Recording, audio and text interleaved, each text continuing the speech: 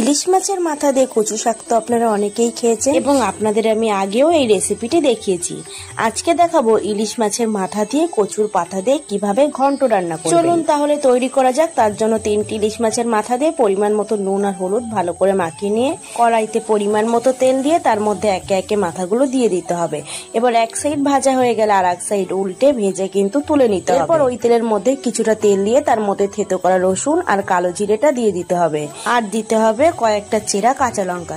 এবার মাথাগুলোও দিয়ে দিতে হবে। এরপর কিন্তু কচুর পাতাগুলো দিয়ে দিতে হবে। দেওয়ার সঙ্গে সঙ্গে দেখবেন পাতাগুলো কিন্তু একদম অল্প হয়ে যাবে।